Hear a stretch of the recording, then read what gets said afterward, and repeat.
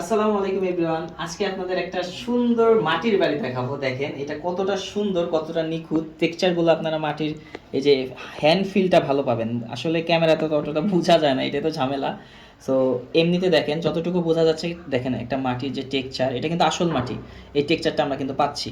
তারপরে যে ভিতরে দেখেন দরজা, তারপর ওই যে ওই সাইডে কিন্তু জানালা দেখা যাচ্ছে। তারপরে এটা কিন্তু কাঠের দরজা। আর উপরে যদি আপনি দেখতে চান, দেখেন এই যে টিনের চাল, এদিকে একটা দোতলার মতো একটা সিস্টেম দেওয়া আছে, টিনের চাল হালকা ঝং ধরছে। মানে এই জিনিসগুলো যে মরিচা পড়ে পুরাতন হয়ে গেলে, এই ফিলটা আমরা এখানে আনার চেষ্টা করছি। আবার এই পাশে দেখেন আরেকটা জানালা আছে, এই দেখেন। আর মাটির টেক্সচারগুলো কিন্তু খেয়াল করবেন, হয়তো ক্যামেরাতে বোঝা যাচ্ছে না, আমি এই জন্য বারবার বলতেছি এই জিনিসটা হ্যান্ড ফিলে বেশি বেটার লাগে। আর আরেকটা জিনিস আছে সব থেকে বেশি মজার, সেটা হচ্ছে এটা যখন আমি রুমের মধ্যে অন্ধকার থাকবেন, মনে করেন কারেন্ট চলে গেছে, তখন আপনি চাইলে লাইট জ্বালাতে পারবেন। এখন কিভাবে জ্বালাবেন আমি দেখাই দিচ্ছি। লাইটটা অফ করতে হবে।